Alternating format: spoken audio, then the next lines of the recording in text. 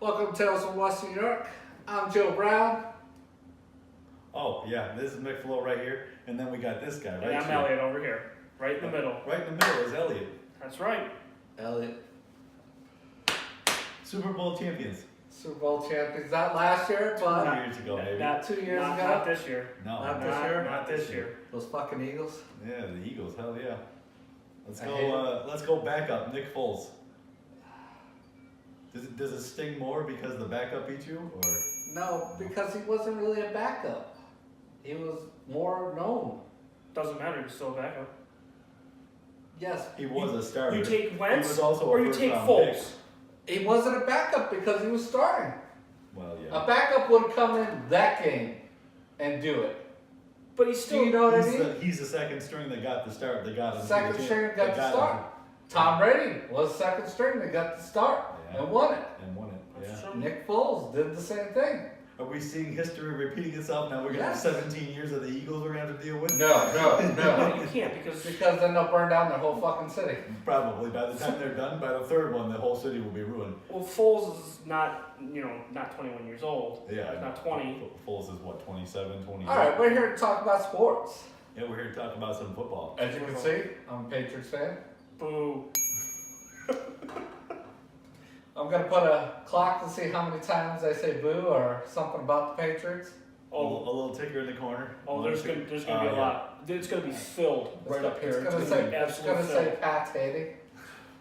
Yeah. Nick's representing the Colts today. Like every day. And Peyton What- Manning. what's some of the other we know that teams? Peyton Manning is really the greatest quarterback of all time. Let's, When, Joey Montana will give you some props. But, how many rings does it take for Peyton Manning to answer the phone? 2? 2. How many for Tom Brady? He doesn't answer the phone. Giselle smashes his phone. It could have been 6 though. Could have been 6. Ticker number 2. It could have been number 6. Wait, phone. Wait. Did he destroy it? No, he did not destroy it. I'm just asking. I told you Giselle stepped on his phone. He didn't answer it. He couldn't. And the ticker just keeps going. It's all the way across the screen now. So let's see. Heading into free agency, Titans will release Murray. Yeah. Marcus Murray, yeah. Patriots made a better offer for Bennett than the Eagles. But didn't But they took it. They took the Eagles one because the Eagles offered it first, but the Patriots offered better draft picks. So, Okay, that is interesting. That's because you got to go to a champion. Oh, maybe. Oh, that's just last year. Yeah. But the Patriots have been champions how many times? Hey, 5? I don't remember those. All I remember is what happened last year. I'm a now kind of guy. I'm not Oh, you're a now kind of guy? What happened now? And what happened now was the Patriots lost. Yeah. Let's see. Bell, no long-term contract, will spark return of 2017. Now- I'm hearing they're restructuring his deal Now, I think to that's give him a better bonus. I think that's dumb. I think that whole thing with that Le'Veon Bell is just freaking dumb, and I'll tell you why. The reason why it's dumb is because he made a huge stink about it, saying that I'm not going to play if you franchise tag me. Well, now he's rescinding, and now he's saying, well, now you franchise tag me, and now I guess I will play. Yeah. Oh, yeah. What sense does that make?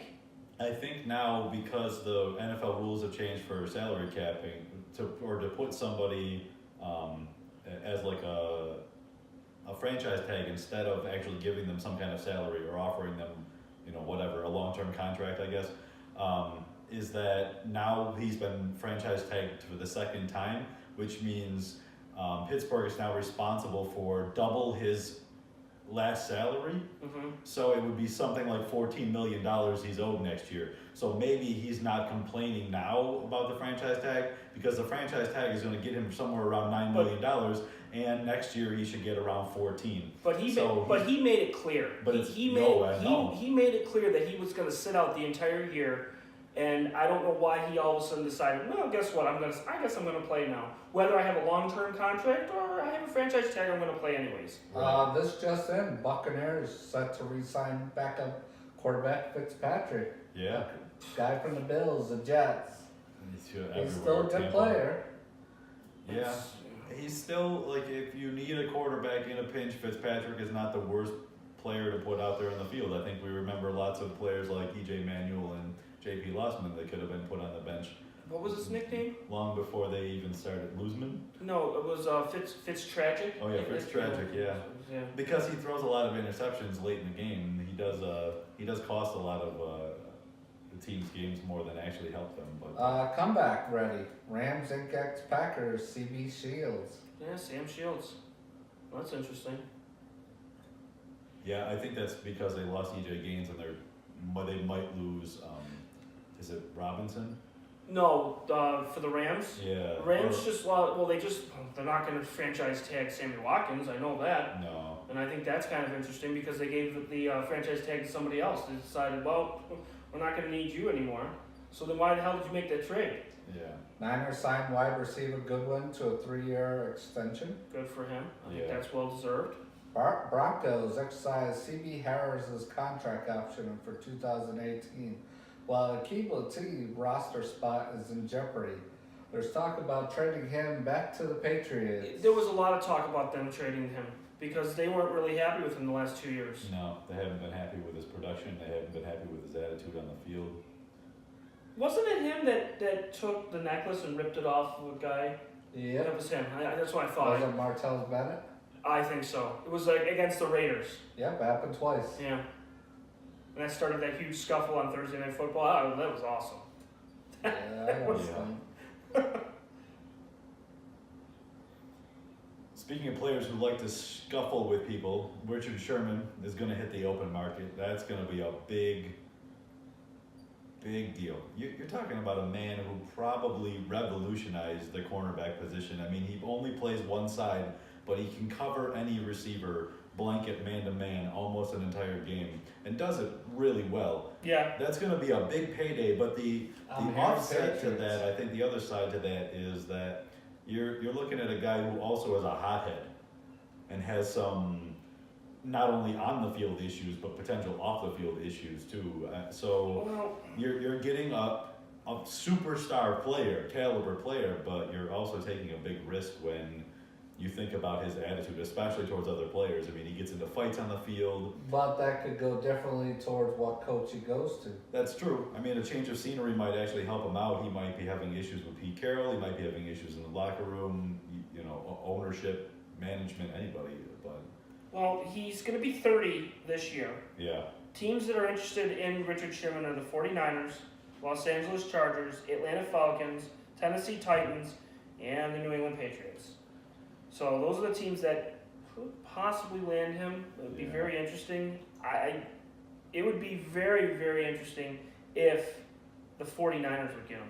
I really think that would be really good because now that they got Garoppolo, their offense is better.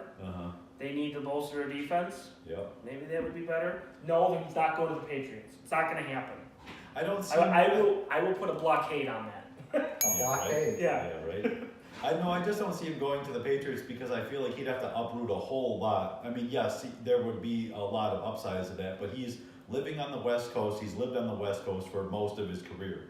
If you take somebody like that, he's going to want to be either close to where his roots are now, or Oh, Joe Brown. this just in. But I mean, he's probably going to go to like Los Angeles or he'll go to San Francisco. I can't see him moving too far from where he is now. Arizona might even be a jump away, but the nice thing about Arizona is that he'd already be in a familiar secondary, or like in a good secondary with Patrick Peterson opposite him. So that would be one lethal combination there in Arizona. But it's a far move for him. I mean, that even Arizona is uprooting his family, 1,200 miles or so.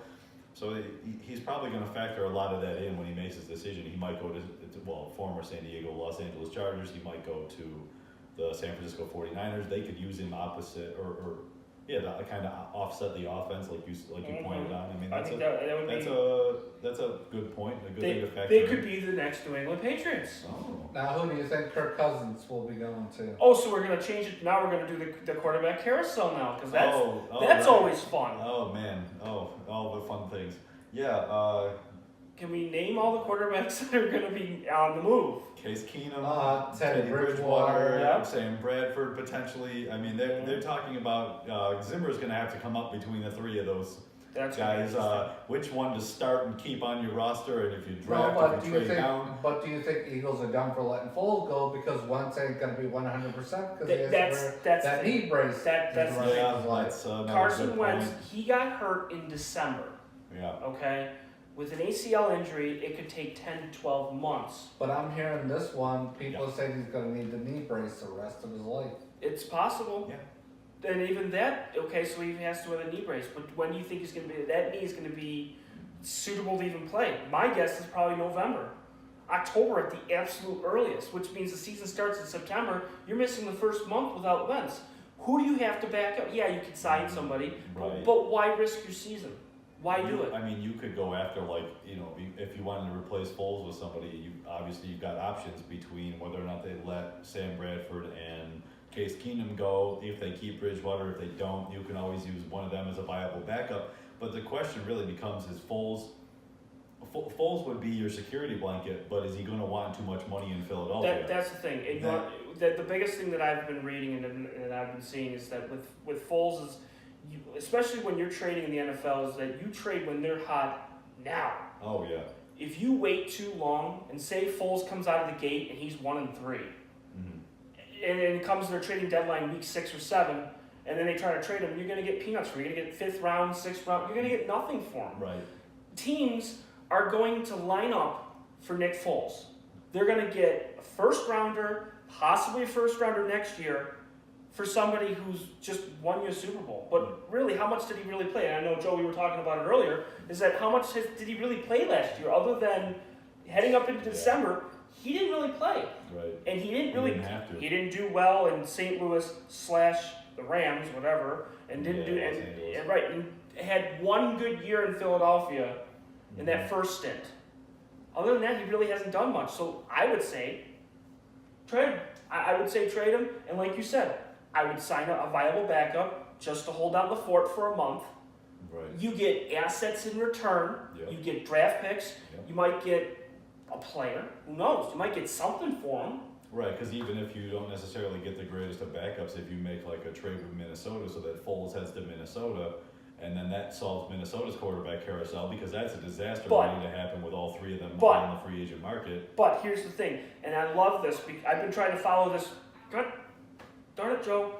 I've been following this for a long time, especially with these quarterbacks, is that Minnesota has their eye on Kirk Cousins. Yeah, that's So- also true. And I don't know if he's going to go there. I know there's a lot of inkling that people saying that he's going to go there. So if he does go there, then Casey Keenum and Sam Bradford, they're all going to go their separate ways. Foles doesn't go to Minnesota, so where does Foles go? I mean, we should just put it right up top here, Joe. Right up top here, it should say quarterback carousel. I mean, without a doubt, definitely the quarterback carousel, because Oh yeah, it's what this is now. It's become the free agent quarterback carousel.